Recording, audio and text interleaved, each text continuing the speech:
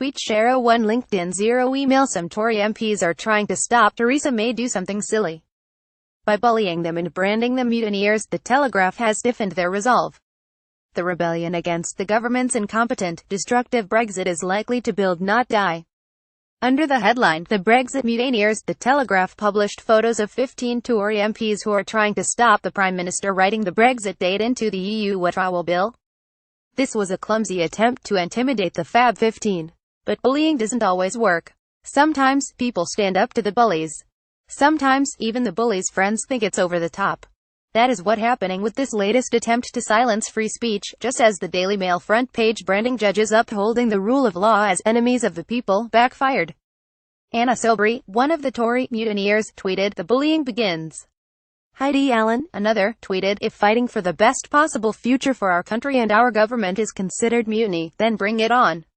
Steve Baker, the hardline Brexit minister, distanced himself from the Telegraph front page. "I regret any media attempts to divide our party. My parliamentary colleagues have sincere suggestions to improve the bill which we are working through, and I respect them for that." https://cot6r40icbit, Steve Baker MP at Steve Baker, November 14, 2017. These mutineers are merely trying to prevent May making yet another unforced error.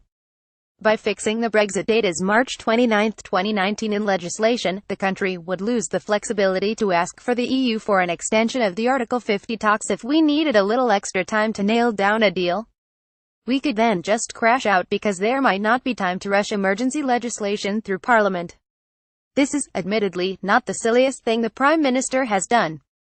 It is not in the same league as triggering Article 50 without first securing concessions from the EU. Our former ambassador to the EU, Ivan Rogers, told the government we'd get screwed if we did that.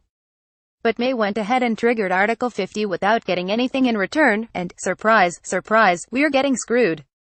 The Tory mutineers are fighting for the national interest in trying to stop yet more stupidity. There are lots more battles to come. The withdrawal bill itself is such an undemocratic monstrosity that it must be amended. In particular, the government's promise for new legislation to approve any deal with the EU must be written into law now. The Tory mutineers have had the courage to put the national interest ahead of their narrow party interest. They have the bit between their teeth and the government is on the run. The only people who will be sad if they succeed are the extreme crash and burn Brexiters, like the Telegraph's attack dogs. Tweet share 01 LinkedIn 0 email edited by Luke Lithigo.